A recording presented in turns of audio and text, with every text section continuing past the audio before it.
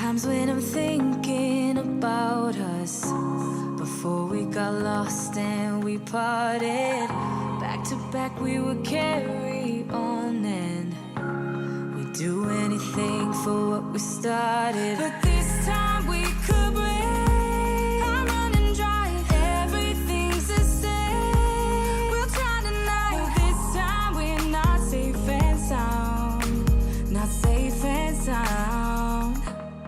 What if I'm no good for you? What if you're no good for me? Yeah. What if I'm no good for you? What if you're no good for me? Yeah. Sometimes when I'm reasoning about us, I know you got me, it's so effortless. Back to back we would carry on and we'd do anything for what we started. But this time we could break. I'm running dry, everything's the same. We'll try tonight. This time we're not safe and sound, not safe and sound. What if I'm no good for you? What if you're no good for me? Yeah. What if I'm no good for you? What if you're no good for me? Yeah. What if I'm no good for you? What if you're no good for me? Yeah. What if I'm no good for you? What if you're no good for me? What if I'm no good for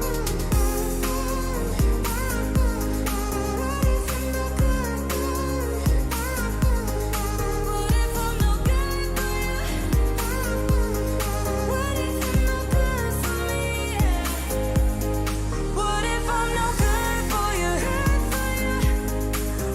you're no good for me? What if I'm no good for you? What if you're no good for me? What if I'm no good for you? What if you're no good for me? What if I'm no good for you? What if you're no good for me?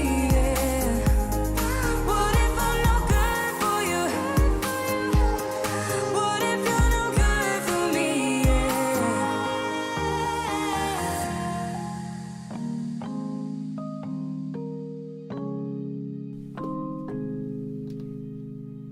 What's up, everybody? Welcome to the FPV News. I'm so happy to be here with you and you, Blunty. How you doing? Yeah. Good. It's another news Yeah. day. Yeah. Another Tuesday news day, and we're Tuesday here News Day. to give you the deets. The deets, about all the deets about the things going on in FPV. I almost want to just start rapping, but it would just embarrass me and offend the world of rap, so I won't. Instead, we're going to tell you about the news. We got some interesting stories today. I heard that the Supporting Crossfire and ExpressLRS, so that's kind of interesting. So we'll check that out as well. That's exciting, but apparently my live stream just had to reconnect for some reason. That's unfortunate. We're going to go back. Fortunately, it's right at the beginning. Let's just make sure it's stable. I don't know what happened. No, this one was me. People have been saying that the live stream stutters, and I'm like, my analytics look perfect. This time I looked over and I saw my stream said reconnecting. So now it's back. We'll tell her. So I hear the DOD banned DJI, and I was like, didn't that already happen? But then I was like, news. And then I segued to you. Yeah. We're doing news today. It is Tuesday, and it's the news day, and that's what we're here to do. Okay. Give you some news. Good intro. It's always good when the intro is interrupted. Yeah. It breaks our amazing chemistry and our wonderful flow. Yes. Which we sometimes have. Okay, let's just start. Let's just start with the PSAs. I'm going to do my best. No, I've already screwed up the titles this week, Blunty. Oh my God, look down at I don't know if you can see this. Okay, hang on. Intro. That was the intro. I'm going to do good with the titles today. We're going to start in with the public service announcements. PSAs are little things that don't affect everybody, but that they're so significant that we want you to know if you might be affected. Kind of like that recall where your car will explode if it has this one part in it, but only like 50 people have the part. Would you want to know about that recall? Well, that's the kind of thing we got going on during our PSAs. What's our first one today, Blunty? First up is there's a new BetaFPV AIO. It is the what they're calling the 2022 version. It's their new 12 amp 1S AIO. And unfortunately, it does have a caveat that we wanted to let you know about. So if you scroll on down there. This looks great. Great little AIO. Sure, what could be wrong with it? So it's a new version of their AIO, but hold on, just above that. Scroll back up. I went too far, sorry. Yep, a little farther. There we go. Right in there. Yeah, so basically they explain that they had to replace the ESC hardware with the BB51. So it's a new chip that the ESCs are running on, and that means that there are some caveats. So unfortunately, we are here to PSA to you that if you use if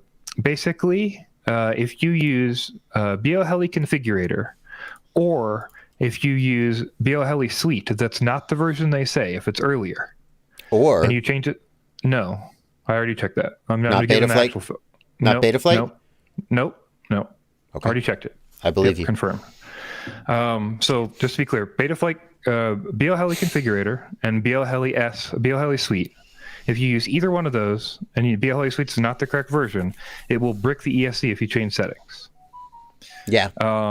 However, if you update the BLHeli Suite to the version they say, or if you use the preview version of esc-configurator.com that we've got linked for you, the BlueJay sponsored configurator, you can actually change settings. And I talked to StyleSucks today, and he actually patched it so it was ready for the news. So you can actually flash BLHeli with this as well. If you need to flash BLHeli with this as well. So this is a problem that is more due to the lack of notification. So, like, I'm not mad that BetaFPV had to use a different chip on their ESC. That's the world we live in. You can't always get the hardware you want at a price that works, and you have to make compromises. I commend them for their ingenuity in working around the problem.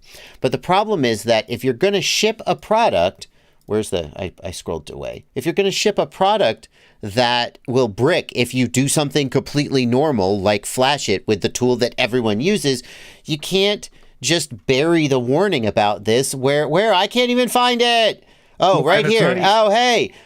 And it's not even a real warning. Like, it doesn't say it will brick. It just says, like, if you want to set up the ESC, use these things. It doesn't necessarily say, like, hey, danger, you're going to break stuff if you don't, So, just be aware that, that can happen. But now there is a ESC configurator option for you. There's a new BLHeli Suite if you prefer to use that.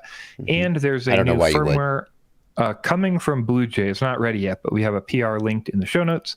And BlueJay will be supporting this as well as soon as they can. So. Okay. Well, this is just how I am. I personally use ESC-configurator whenever I need to flash. I actually use it to flash BlueJay. I don't know. All my BLHeli S, BlueJay, and AM32, this is where I go. So now we can just go to preview.esc-configurator.com, not the old one, Blunty, because I assume the old one will also brick, the same as BLHeli S. It will be updated soon, but it's not updated yet. As soon as they can get it updated, they'll get it updated. And then the other note, just to say, is, like I said, we did link that PR. If you have this BB51 and you want to go do testing with the PR firmware for BlueJay, they'd love for you to do that. And you can hop over in their Discord and help them out with that. So. I'll say one more thing, which is if you already did this and bricked your ESC, it is recoverable. You need to do a thing called the C2, C as in Charlie 2 flash. So there is an interface on the ESC. There's 4 little pads you solder to, and then you use an Arduino, which surely you have one of those, to set up a C2 flash, and you flash it. There's Oscar Leong has instructions for how to do it. I have a very old video showing how to do it. It is recoverable with some hoops that you have to jump through if you feel like it. I just want to make sure you know that's out there. But okay. For once, we did a story about a BetaFPV product having a problem, and I actually didn't really jump down BetaFPV's throat, just a little. Yeah. I mean, it sucks, but at least I think in most cases it won't be a problem. The initial story, we'll just say the initial story, what you were trying to allude to earlier, was that we heard it was affected in BetaFlight Configurator. So if you change motor direction in BetaFlight Configurator, that settings change would brick it. However, I had StyleSucks test that today with his BB51 and was not able to get that happening with either BLES or the BlueJay firmware. So as far as I can tell, that is not the case, and probably something else was going on there. There's basically different EPROMs. And so like, your configurator is setting EEPROM settings, and if it doesn't know what the EEPROM is actually supposed to do, it's just going to set something randomly, and that might not even let it power up again. So I'm going to make StyleSucks a moderator here. I see him in the chat. Great. Whenever there's, he says BetaFPV was super cooperative with test boards for BB51. By the way, he just wants us to know that BetaFPV was really working with the devs. That's always good. By the way, StyleSucks, don't feel obligated to moderate if you don't want to. I just like people's names to show up in blue, so I know they're there when I'm talking about them. Okay, moving on. We've got another PSA about the new Runcam Wasp. And this is pretty exciting. Runcam finally released a 120 FPS camera. I actually just got mine today. I will be doing a review of it. It's a 120 FPS DJI compatible camera. Big deal since Caddx is kind of, sort of, not really, maybe getting out of the DJI business. But there's a new firmware update that has to be installed in order to use the camera, as would be expected. And it is 0608 is the firmware. And everybody wants to know, is it safe to flash? Is it going to lock me out of any functionality? Is it? Yeah, and the answer is no, it is not. And it actually doesn't even prevent rollback. So I got the report from Jonas from FPP WTF right before this, and he let me know that, this new firmware does not affect the root. It's still rootable. WTF OS still works, and it also does not prevent rollback if you had wanted to roll back to 0606 instead. We know that 0606 prevented rollback on the Vistas, but that was because the Vistas got changed hardware, and they needed 0606 for some of the newer models to actually function. So they added rollback into that, but people were wondering if that rollback prevention was going to happen with this one as well. So no big deal. It does not seem like it's an issue. And just of note, this is a new firmware from DJI for the DIY system that did not purposely block the root. And say what you want, but like I think this goes to show that, like, as we initially suspected, all the NFZ and all of the other power hack stuff that was blocked on the Goggles V2 that ended up blocking the root. I think it was just circumstantial, and the goal was really, the goal moving forward is not to continually stop the root hack, at least currently. Doesn't seem to be the case, because I would assume, like, hey, there's a forced update people are going to have to do for a new camera. We're going to roll it into that and then prevent rollback. And, you're saying that the fact that the 0015 firmware blocked root, and that has remained true going forward, you don't think that was intentional by DJI, that it was an unintentional side effect?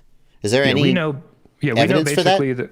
We know basically they purposely blocked the root and power hack. But the question was, were they also attempting to block the root along with it? Because it uses the same mechanism. So the question was it also intentionally blocking root, or was it circumstantial? And I think now we can see with the 0608 not blocking root on purpose. Like, to me, it was probably likely circumstantial, and they don't really care about this. I've heard people argue, and I'm not going to say who they were so that I can just say whatever I want and not be held accountable for it. But I've heard people argue that DJI doesn't actually care if people hack their systems, as long as it doesn't risk getting DJI in trouble with regulatory agencies. So if you release a hack that lets you bypass geofencing, DJI is going to go like, no, fuck you, don't do that. Oh, I apologize. I shouldn't cuss on the news.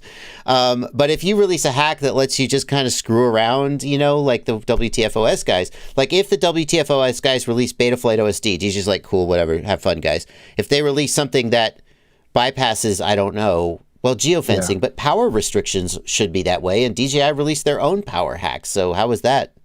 Right. I think it's in certain cases, right? So like our system got power hacks through notepad files, and the Avata got some of that through notepad files, but for some reason the DJI FPV drone having NFZ hacks and stuff through another source was not okay with them, for whatever reason. So we don't necessarily know why, but I do think it is interesting and of note to know that this does not prevent root and does not prevent rollback. So if you're on, one last thing, if you're on 0608 because you're running the Wasp, and you haven't rooted yet, should you go back to 0606 before you root, or can you just go ahead and root?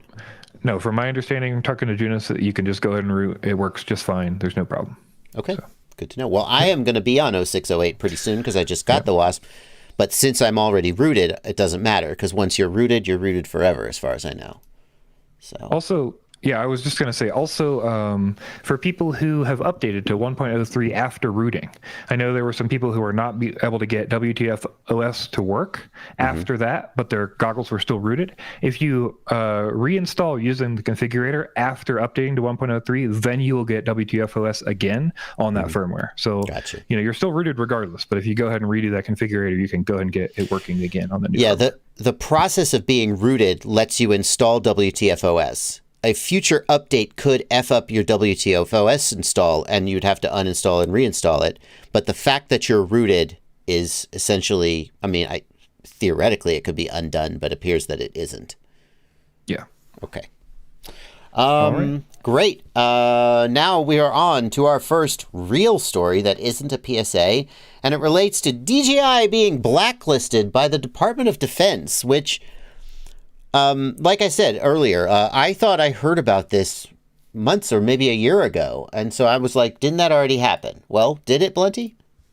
It was announced to sort of be planning to be happened, essentially. And then this has happened, essentially. So if you check there and scroll down, we've got 2 sets on that piece of paper there, tranche 2, and then you can see tranche 1. So tranche 1 was where we heard about DJI possibly going on the list. However, the only people who ended up going on the list were like 50 other companies, and DJI was threatened to go on the list by the DOD along with other companies. So the new list, that tranche 2 above, is what we have as the new list of 13 companies plus DJI who are now officially on the list. And before, you could technically still do investments and things, but it wasn't encouraged. Now is where it starts to be. There's actually the investment issues and things like that, where you're not supposed to work with them anymore. Previously, they already had the import ban, so like we couldn't export stuff to them, like certain companies. Like if you were making chips or whatever, you couldn't export those. But now specifically, if you're a government agency, you're not allowed to do stuff without a specific exception with them, and you're also not allowed to do investment. You said government agency. Is this just the DOD, or is this all federal agencies? This is the DOD report for all federal agencies, is my understanding. I see. This is like the Department of Defense is issuing a letter identifying who is a CMC, a Chinese military company. The other thing that should be... I see. So it's like if your local cops came to you and said, hey, you shouldn't drive your car to work. We think there's some security risk with doing that. It's like the DOD is going to the federal government as the sort of official security arbiter of the federal government and saying, don't do this. But this is binding on the whole federal government.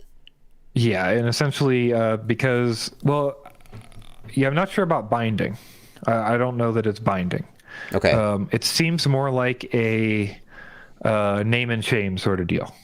Seems like hey, your association with these people is an issue because we believe now with evidence that we are presenting with this piece of paperwork that we believe DJI has been participating as a Chinese military company. So it's more like, here's justification in your departments, and here's like ways you can say like, here's how I'm going to ban globally, these kind of things in my departments and stuff. That's my understanding of it. It does not directly ban anything. Okay. It is more of like a name and shame directive to say like, hey, this is a Chinese military company, and we have identified that they are working with Chinese military. So certainly no one in the DOD is going to be using DJI, but other federal agencies perhaps could choose to ignore this, although it might have ramifications or might be politically unwise. That is my understanding, yes. Yep. Now, a lot of people are curious as to whether this is a blanket ban on the sale and use of DJI in the USA. Yes, it is definitely not. Yeah. It is not even close to that. They may do that. I mean, that's something they say the United States government reserves the right to take additional actions on these entities under authorities other than this section. So basically, if we think this is a bigger deal, then we're going to start banning other stuff. But they have currently not done that. Basically, this is supposed to be an official document from the U.S. government that says, hey, these people are working with the Chinese military. Well, that's not untrue. Yeah. It's not untrue. DJI claims it is untrue. So I'm certainly not an expert on the way that laws work and companies work in China, but my understanding is that you essentially can't be a large company in China without having some close ties to the Chinese government, that they kind of have their fingers in everything. The idea, Yeah. I think the worst case scenario, if I were a general at the DOD, clearly I know how to get into their heads, I would worry that the worst case scenario is that some kind of a conflict starts between the USA and China. The military is using a whole bunch of DJI drones, because of course they are, because they're amazing. And then suddenly the Chinese government says to DJI, look, we're at war now, shut those drones down. And DJI goes, yes, sir, and does it, which is a completely plausible scenario, except for the part where we end up in a military conflict with China, which is not that plausible. But as the DOD, you got to worry about those things. Yeah. Yeah, DJI says, just a quick thing, they say, DJI is not a military company in China, the United States, or anywhere else. DJI has never designed or manufactured military-grade equipment, has never marketed or sold its products for military use in any country. DJI stands as the only drone company to clearly denounce and actively discourage military use of our products, including suspending all business operations in Russia and Ukraine. And yet, excuse me, I'm coughing. And yet we know for a fact that police departments, SWAT teams, and yes, military personnel use DJI drones. They seem to be making the distinction that they're not designed for that. Like they don't have military contracts and things. But yes, I would agree. So. Okay. Well, excuse me. All right. I'm gonna have to let you take the next one. Hold on. Okay. Okay. Yeah. So that's that. Nothing's really changed, I would say. This is a big takeaway from that story. So, next up, we've got a story from a little while ago, but we wanted to cover it from Ummagawd. Ummagawd has a folding frame that people are interested in, so we wanted to let you know about it and see what the community thinks. This is Ummagawd's community build. This is a folding frame, and that timestamp kind of shows like where, and it all actually fits in how it like unfolds and stuff. But Which timestamp do we want? that one where it was at. 8:33. Sorry, I didn't realize there was a timestamp there. Let's try again. But yeah, so it's basically just unfolds and then has like a key in the center that you screw in, and that key essentially kind of locks it all together once you've unfolded it. So I think the idea there is that because of this key, it's going to hold a lot better together than you would expect something that folds with like folding open arms would do. So what are we're just unscrewing it multiple times? Oh, okay. I had a folding drone frame a long time ago, and it was cute, but it had real durability issues because all of the joints where it folded would slowly wallow out from being manipulated and crashing, and eventually the arms were all wobbly and it didn't work real good. Did I get the right timestamp? I thought I clicked the link, but I don't. I guess that's the key. Right. Yeah, yeah. It showed us. Yeah, it showed us unfolding and then that key thing. So I want to see him fold it up. Can we see him fold it up? Oh, I don't know if he refolds it. He unfolds. Oh, here we go. It. Here's the unfolding. I see. I think it was a little too late. Hold on. You can see the wiring has this little hinge point. You notice that it's stiff right here because of the heat shrink here and the heat shrink here, and then there's no heat shrink right there, which means it's always going to pivot right there, and that's the same situation for here. And then those tuck that. nicely into a little cubby hole that I created. That's even cute. on the back. Let me show you the back. That's cute. They tuck away inside the little cubby hole underneath there. Same thing. That tucks away because it's set to bend in a certain way. So now there's no extra wires hanging out. Look, there's no wires hanging out anywhere. This thing's ready to go. And then obviously to lock it down, you just crank the thumb screw. So bam. So that's cool. That's cool. Here's my question. Does anybody think, God, my 5-inch drones are so big, I wish the arms would fold up? Does anybody really think that? I don't know. I don't either. I definitely don't either. But yeah. I don't know. This seems like a do it to do it sort of thing. You know, they do it for like actually usable sort of thing. But maybe I'm wrong. Well, it's a community build, so presumably he asked the community what they wanted, and they said they wanted a foldable drone. But this is. I mean, I think of a lot of times customers sort of say they want things that aren't necessarily what a lot of people want or that might be a good idea. It feels like any foldable drone is going to compromise durability and or weight. And especially with a 5-inch, I mean, I've seen racers take the props off their 5 inches and sort of overlap them, and they'll get like four of them in, one row across the back of their backpack. And it's like, how much smaller do you need it to be? I don't know. Yeah. Yeah. Well, it's a cool design. And if anybody's going to do a foldable drone right, it's Ummagawd. I'm just not convinced I would go through all that trouble just to have foldable arms on my 5-inch. Yeah. Yeah. Lord Henrik says they asked a Facebook FPV community, which is mostly beginners who don't really know what's good for them or what they want. They all just thought a foldable drone was cool. They didn't. Yeah. Okay. Well. Yeah, as you said, most people don't know what they actually want. Alrighty. Well, I'll be interested to see how it holds up, how it does in the long term. If I wanted a folding drone, says Jury, that's the one I'd buy first. I 100% agree. Sure. I will say this. I didn't like sub 250 5 inches, and I didn't think they were viable. I legitimately just was like, forget it. Everyone I've seen has been crap. I don't think this is doable. And Ummagawd released the 250, and I flew it, and I was like, well, he did it. It's one of the only sub 250 5 inches that I think is worth it, and it was the one that changed my mind about it being viable. So, if anybody's going to change my mind about a folding 5-inch being a good idea, it's probably Ummagawd. That's what I'll say. Fair enough. Next up, Frsky is in the news. Doesn't happen very often, I would say, these days. But Frsky is in the news because their EthOS, EthOS, is their new OS for their new radios. Today, we found out it's getting support for ExpressLRS and Crossfire as well, CRSF. Oh. So that's coming into new firmware. You can set the external module. You can see there the Vantek light shows up in the Lua, and then you get your packet rate and everything. Wow. So yeah, it's working like you would expect a normal radio to work. So it's pretty cool. Previously to this, Crossfire did not work with EthOS, or did not work properly at least. It is now all built in, it seems like, in the next build. So that is pretty cool stuff.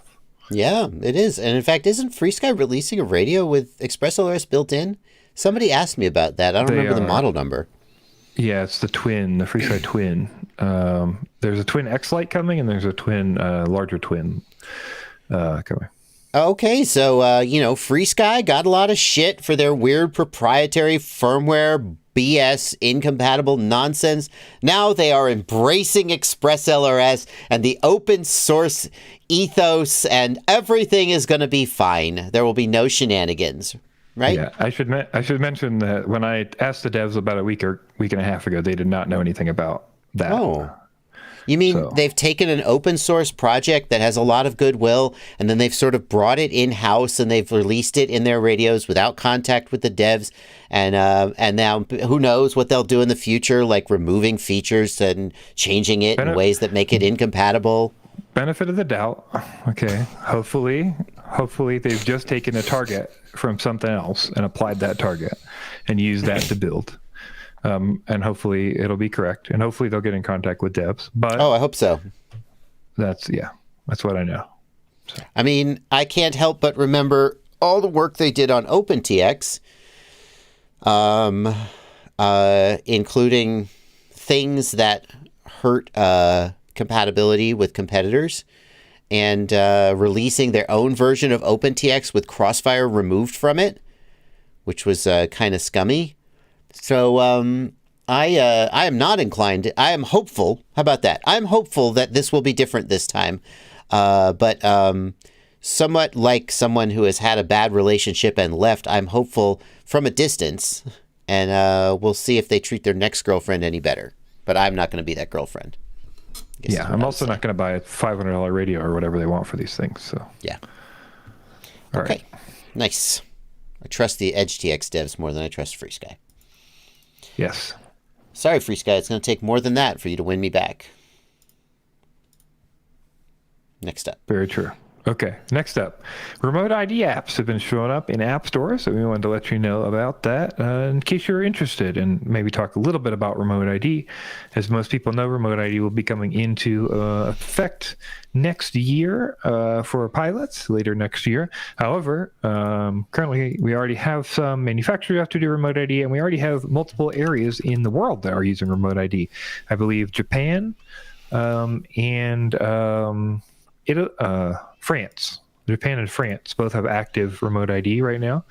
And a lot of them use similar protocols where they're Wi-Fi and Bluetooth, using Bluetooth 4, Bluetooth 5, Wi-Fi, or Wi-Fi NAN. So a lot of those are publicly receivable. That's sort of part of the remote ID deal. And you can do that with apps. And now we've got one of the first apps showing up in the App Store. There's a couple others there, I believe, as well, that let you view these signals. So. Yeah, very cool. Yep. A lot of people curious about how remote ID is going to play out, and we can see an example of the kind of information that will be available to anyone with a smartphone by looking at these apps. I would just say as well, if you're worried that something is broadcasting a remote ID that you own, right? Like I know people have asked, like, oh, if I update to this, they said they patched in remote ID for Japan. How do I know if it's not running here? If you were really worried, you could run an app to see if you're getting Absolutely. Absolutely. So, anybody who says, oh, is my DJI Air unit sending remote ID? And we're like, no, it's not. It doesn't do that. Bring up the remote ID app. As far as we know, there's no separate secret remote ID app only for law enforcement. There's nothing like that in the specs. There's no. I have all the ASTM specs that everybody's using, and there's nothing like that at all. Mm-hmm. So yeah. So we could check that out. That's coming. Yes. Still no remote ID. There's still no remote ID module that anyone can buy. Right. I don't believe one has been approved yet, and even if one has been approved, it's definitely not purchasable yet. There are different. We're seeing a bunch of different ones that are coming up. That are up for approval, but I don't believe any have passed approval with means of compliance, declaration of compliance through the FAA yet. Okay. So that's coming, but it's not here yet. Yes. Oh, I'm really looking forward to however I'm going to deal with that, which will be 100% compliance, of course. Hopefully we get some good carve outs and we can find easy ways to comply. I hope so. Okay. Wow, Blunty, we're screaming through the news this week. I don't know. Do we just have less to rant about, or do we have less news? There were no dense stories this week. There's nothing. Oh man. All right. Well, it is what it is. We're about to go into the cinematic of the week, but before we do that, and then we'll do It's Barely News. But before we do that, let's just take a second and plug our pluggables about halfway through the show, or at least halfway through the hour. And we'll start with itsblunty.com. Blunty, I just referred somebody to you on a live stream recently. I said if you need a one-on-one call, this is the guy to call. And do one-on-one calls and have a Patreon over there. $50 an hour is pretty darn generous. You doing a lot of that recently? I do a few. I would say maybe like 4 or 5 calls a month, something like that. So not crazy, but somewhat steady. So. Okay, good. Stay busy. So that's Blunty's website. Yeah, and then we've also got FPVknowitall.com, which is your website where you can find the ultimate FPV shopping list. And that's where you could find basically anything you're looking for in any kind of category. If you want recommendations from Mr. Bardwell or his esteemed team of esteemed dream team. The dream team. Yeah. Who go in and vet and cultivate a wonderful list for you to choose from. Yeah. One of the biggest challenges in FPV is actually finding out which parts are in stock and what the best prices are. So that's why we've got this website, searchfpv.com. Searchfpv.com is a multi-store website. We're adding stores every week.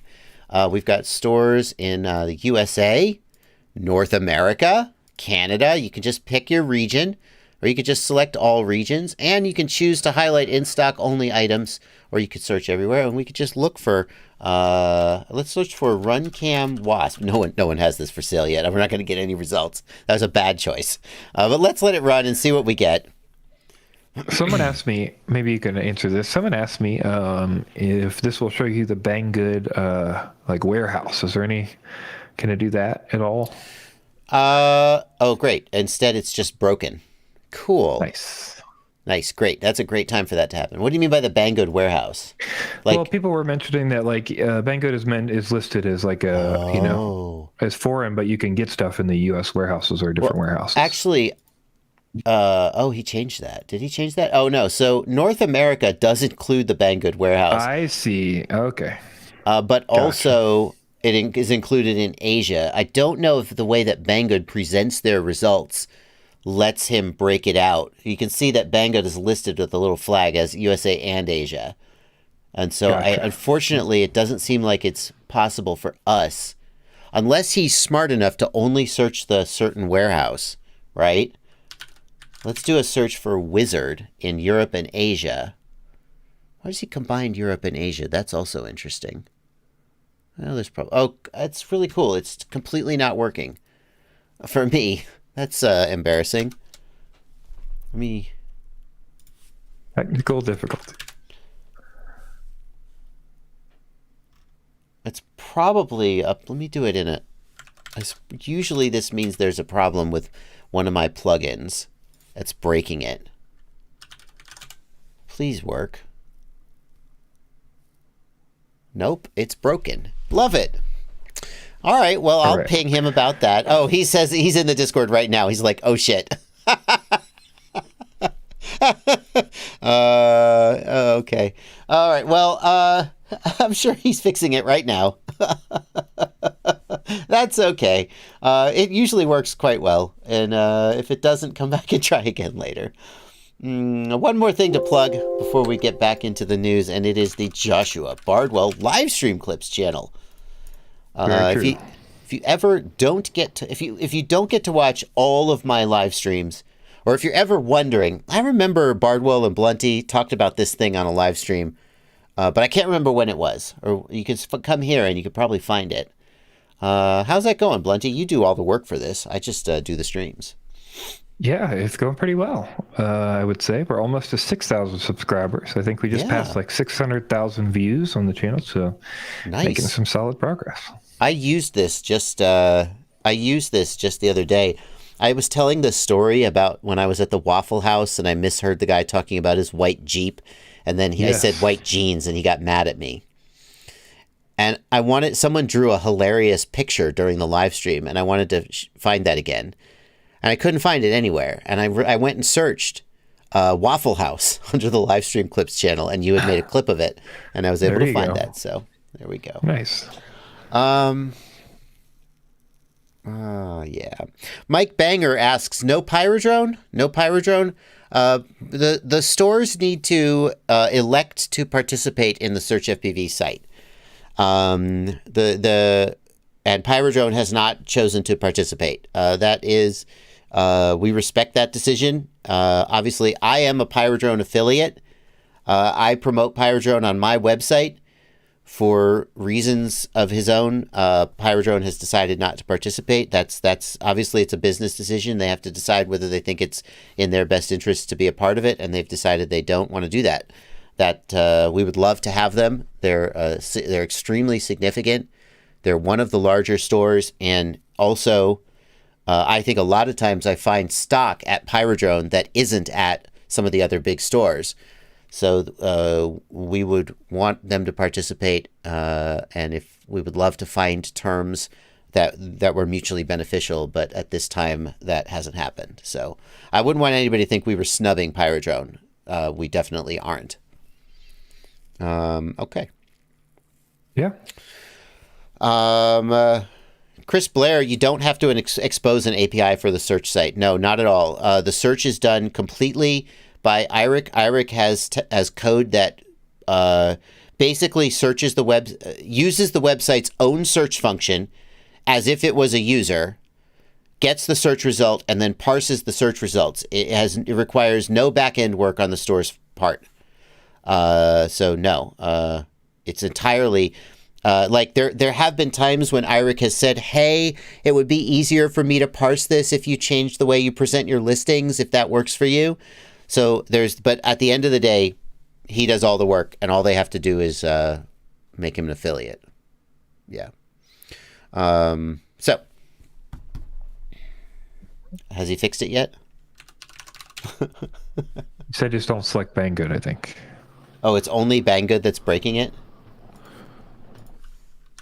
Is that right? Said exclude them for now. Oh, he's taken them off the site. Look, he's fixed it already. Gotcha. Banggood is off the site. It was breaking the site. I also don't know why I have this CA down here. That seems like it might be a bug. All right, he's fixing it.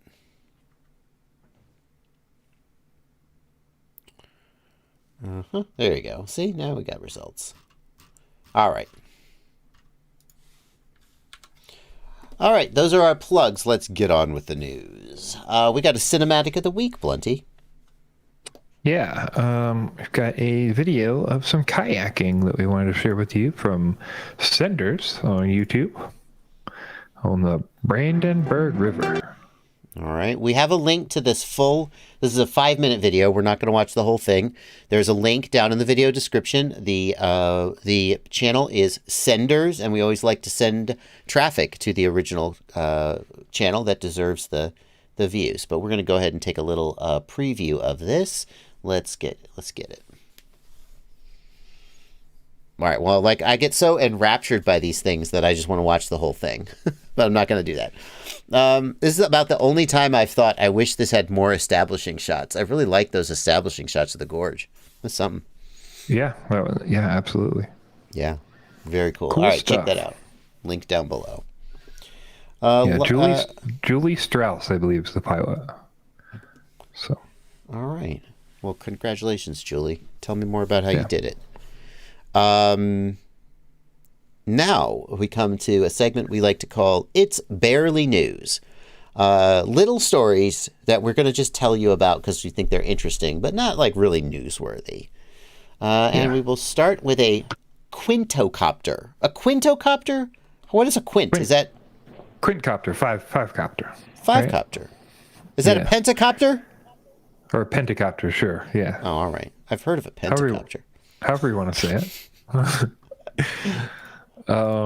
Yeah, so we got this speeder drone here, and it's actually 2-channel control, which is pretty neat. That's sort of the entire design behind this, or idea behind this design.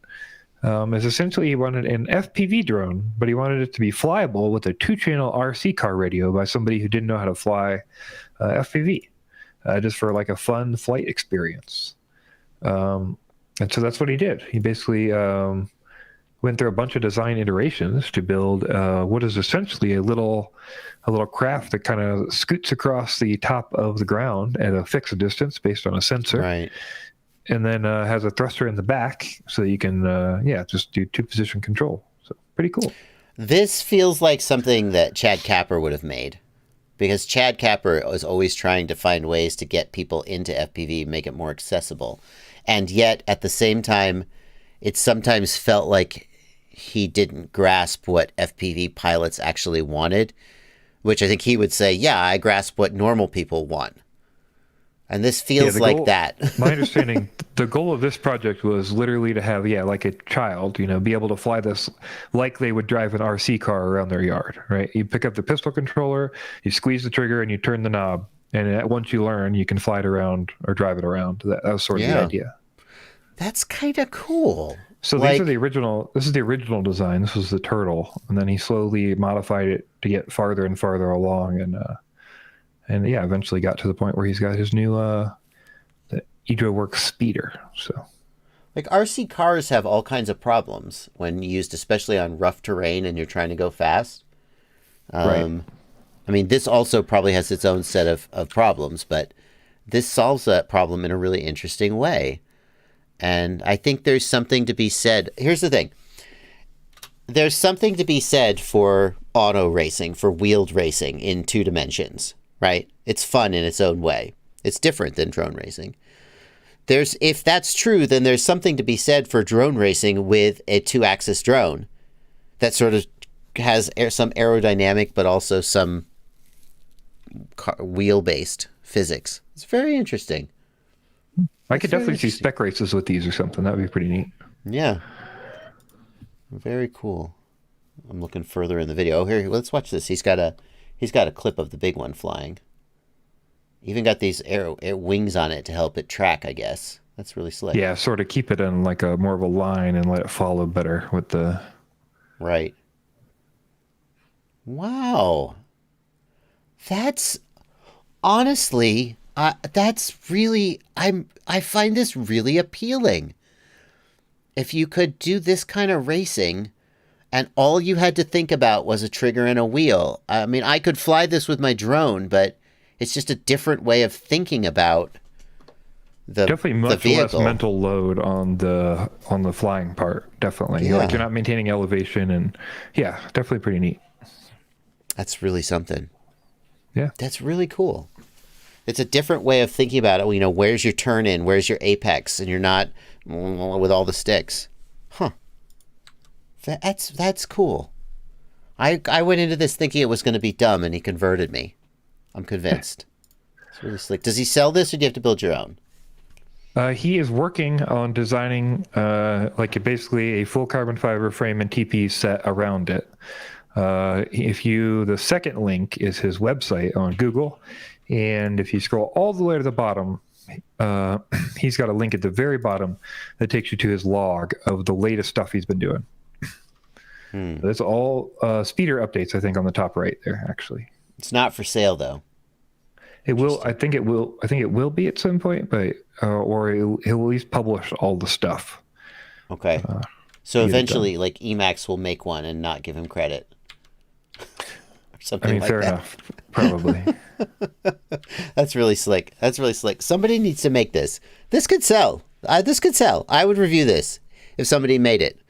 I mean, I don't know if I would take the time to build my own. I might buy one for $200 though. Very slick. Blunty, does this need remote ID? Is this an aircraft or a ground vehicle? It's definitely an aircraft. But it has a distance sensor. It won't go. It's an aircraft. There's no chance it's not an aircraft. It's not tethered. What if I got some wheels on like little springs so that the whole time it was touching the ground, even though it was flying? I think that would not be a drone. Would that need remote ID if it was touching the ground the whole time? I don't think so. No, it's no longer technically. I literally think the distinction is flying versus not flying. Yeah, like if you have that drone and you hold a string and it flies around your entire house and it's on that string, my understanding is that is not a drone. Okay. So you're saying if I had wheels, even if the wheels were not carrying any weight, if they have to be touching the ground. So the wheels are touching the ground, but the props are still providing all the lift. The wheels are simply resting and rolling along the ground. That's no longer an aircraft for the FAA. I would imagine that would no longer be an aircraft, yeah. Okay, what if it falls, it's like caught on the wheels, and like I imagine there's some kind of BS to do with that. But what if I just take a string and I drag it on the ground with no wheel? No, I don't think that works. What if I take a string with a ball on the end? Yeah. All right, where's the line? FAA. The FAA will tell you when they cite you. There are specific tethered rules for UAS, so it might be more descriptive. Okay. All right. Well, that's really cool. Next up, we've got pineapple pie in the sky. What does that mean? So this is a drone breach attack that I wanted to bring to your attention. I thought it was kind of neat in a little Twitter thread here by a guy who does a lot of this drone stuff. So essentially, the details of this are that they had a private investment company who had a hack on their network, like their Wi-Fi network. And their Wi-Fi network was logging in information, and it seemed like somehow they were getting like a local hack, but they couldn't figure out exactly what was going on. So they deployed Wi-Fi signal tracing in a fluke system and were able to identify on a rooftop 2 drones that were located on a rooftop. One was a DJI Matrice 600 and one was a DJI Phantom. And the Phantom was carrying a Wi-Fi pineapple device, which is essentially a Raspberry Pi, which is essentially like a Wi-Fi like scanner sniffer thing, and then the Matrice was carrying a Raspberry Pi, a little laptop on it, a 4G modem, and another Wi-Fi device. And essentially, they determined that they were using both drones in series to scan, sniff, detect, and attack the network and spoof pages on the network locally with drones. Wow. And they think that it cost around $15,000 for this one-time attack, but they think that it was worth it depending on the company, obviously. It was an investment company, I believe. So, yeah, pretty interesting what's happening with drones. They said this is not the first time they've seen this. But yeah, it's kind of interesting to see. Wow. That's really slick. I'm just keeping reading it. Yeah. So the main way that the drone is being used here is simply to get the Wi-Fi hacking equipment close to the Wi-Fi network that they're trying to hack and gain access to it. As usual, the drone itself is not the threat. The drone, the package that the drone carries is the threat, and the drone's maneuverability and flexibility and low cost is what makes it valuable. I think part of the question is how hard would it be to get someone on a rooftop in that location to do that scanning, sniffing, and get the laptop and there's all these pieces that have to be there. Instead of you could just fly a drone that looks like a normal Phantom that people are taking pictures with and fly it right on that rooftop and get similar or the same data. And in their mind, I imagine it was like, hey, we spent $15,000 and left stuff up there. Who cares if we get, however much money in these spoof transactions or whatever they're getting, right? Yeah, absolutely. I mean, you just wait till the guy's not at home and you land the drone on his roof. Nobody thinks twice about it. And then you just leave it there and nobody notices it. And you do what you got to do. If you were to try to do that with a human, you would need a person to go near the property. You would need to stash the equipment somewhere on the ground, which makes it more likely to be discovered and makes it less effective, as a Wi-Fi device on the roof can see much further than a Wi-Fi device on the ground outside the perimeter. Yeah. Crazy. Pretty interesting. Very interesting. So, can you imagine how surprising it was to them to like, this page is spoofed, what's happening? And then they found the result of that was 2 drones on a roof. One of them was making the fake page. That's pretty wild. That feels like some movie stuff, Yeah. Well, they got a free Matrice out of it, so that's a plus. It's very true. Very true. Right. I'm keeping that Matrice. I think that's fair. Right. Yeah. Once it's out of evidence or whatever, if the police got involved, I feel like that's my Matrice now. Alrighty. We missed one. I'm sorry, Blunty. I see why you sounded a little off because I skipped one. I apologize. Okay. Let's go back. No big deal. I always do that. Next up, we've got a flying angle grinder. Our favorite Peter Schriepel is back. I love Peter Schriepel. Absolutely. And in this one, he has decided to try to figure out how to make an angle grinder fly. And it's barely news because it's barely drone related, but I thought it was pretty cool. He does a lot of cool drone stuff. So it's a neat project if you haven't seen it yet. Yeah. And his goal is, he found a lot of different things for angle grinders online and they all seem pretty crazy, but he just wanted to see if he could get use it as a flight motor. And I'm not going to show the payoff. I don't want to ruin his video. Of course, he's already got 1.1 million views. So what are we going to do to hurt his success? All right, I'll show it. He put it on a plane. He got it to fly. There was a lot of engineering that went into the RPM of the motor and the biggest prop and the most thrust that the motor could produce. It's really interesting engineering. When you've got a 5-inch drone, there's a ton of data about the size of motor and the size of prop that works best. But in a case like this, there just wasn't any data. And he had some very clever ways of figuring out how much thrust the motor was making. And ended up putting it on a plane and flew it around. And it succeeded. I don't think you made reference to this, but when I saw this video, I was like, does anybody remember when David Windestall made the Dremel drone for Rotor Riot? 265K views. Peter Schriepel's got 1.1 million. Damn it. It was pretty cool, and you should check that out if you're interested. David Windestall made a Dremel drone. It's literally out of Dremel tools. Yeah, that's kind of cool. Did he put brushless motors in there, though? Did he fake it? I can't remember if he used the original Dremel motors. I think he did. Yeah, no, he did, because he had to get a special brushed ESC. This is the original Dremel motors. He did pull the battery, though, and use a... Anyway. It was a lot of work. Oh, I was in that episode. We did get it to fly, and we got like 3 or 4 flights before it burned itself up and died. So, anyway. Alrighty. What else? Next up, we go from big drones committing crimes to small drones committing crimes. We've got a DJI Mini that was able to enable a $147,000 ATM theft with a Mini. So, why did the ATM have $147,000 in it? That seems excessive. Yeah, somebody did not do the drop when they're supposed to, or that is like a crazy busy ATM or something. I have no idea. But yeah, basically they got into the room with through an air vent, and used that Mavic Mini that pushed a button to a technical room next to the ATM. That's fantastic. There's a door, a locked door, and inside there's a button that unlocks the door because, like, you can't lock people in. And they just flew a drone and pushed the button. Oh, they got into the cash drop room. That's what happened. So the room next to the ATM was the cash drop room, and they were able to steal a cash box. Or maybe that was in the ATM. But either way, they were able to get in there. And they also had a secret code that only the couriers knew. So obviously this was some kind of planned deal. They used a telescopic pole equipped with a mirror to locate the button first, and then use the drone to push it. The good news is that the 2 men connected with the heist have been arrested.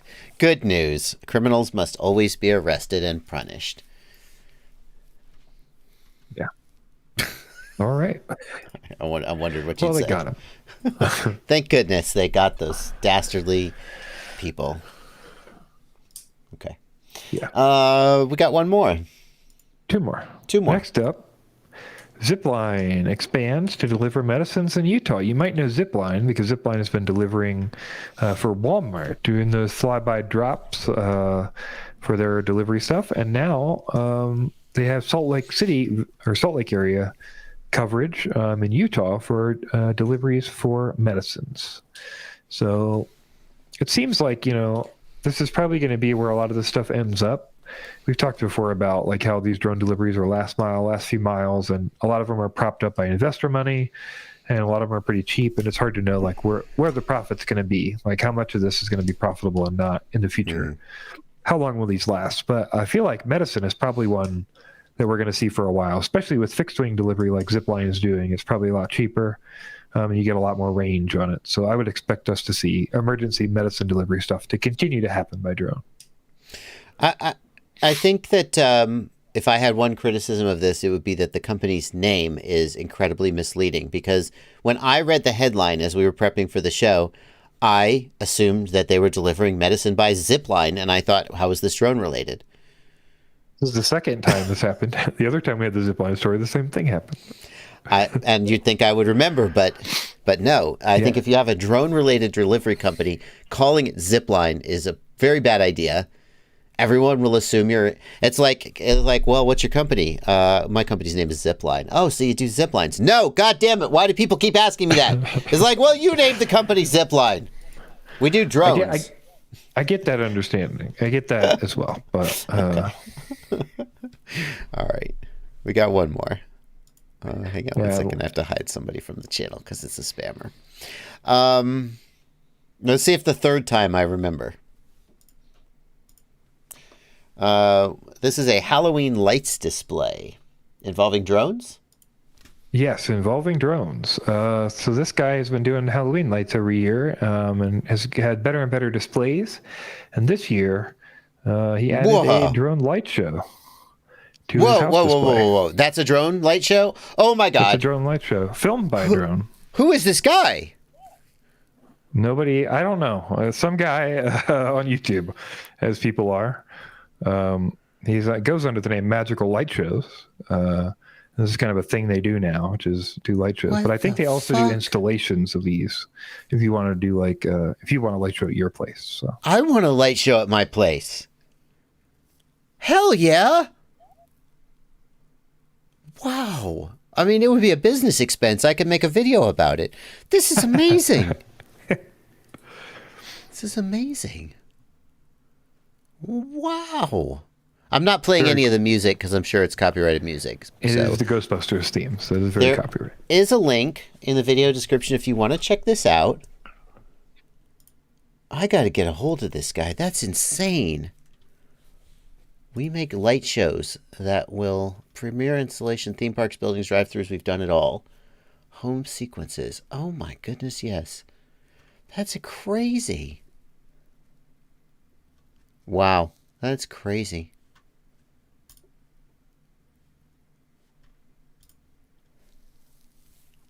Did they just stay at your house all season? This has to be a one-time thing. This is insane. What the hell? That's amazing. Wow. Something about seeing it done over somebody's house hits different. That's how this ended up. That's how this ended up here. If this was a normal light show, we probably wouldn't have showed it. But I thought this was pretty neat to show over a dude's house. And I don't know who would do this, but if you want to beat your neighbors this Christmas, you could do that with a drone light show. Yeah. My God. That's really something. That's really something. I got to find a way to make a video out of this. All right. All right. Well, that's the last bit of news we've got for today. Oh, man. We made it to 7 o'clock after all. Looks like we can just stretch anything. Yeah, absolutely. Alrighty. Well, I got a couple super chats to read before we finish up. Everything Micro FPV, thank you for $5 or as I like to call them, dollary dues. The only news that isn't fake news, the FPV news with JB and ItsBlunty. We'll get there. Eventually, we'll get big enough that someone will accuse us of being fake news, but not yet. Yeah. Donald Putinaires, thank you for €10. No question from Donald, just a donation, or he tried to leave a question and didn't type it in twice. In which case, let's just search for his name real quick. I don't see. Donald Putinaires. Sorry, kan geen Engels schrijven. Ik stel mijn vraag daarom in NL. He's Dutch. He's trying to ask a question in... How was my Dutch, everybody? Let's see if I can translate this. He gave us €10. Let's at least try to translate it. Google Translate. He says, sorry, I can't write English. That's why I'm asking my question in Dutch. I'd like to be between branches and trees and so on. Which goggle is best for that? Probably, I mean, for flying in branches and trees, probably the DJI goggle, right? Yeah, it really depends on how crazy you're getting in branches and trees. But like, branches and trees are made of water. Leaves are made of water.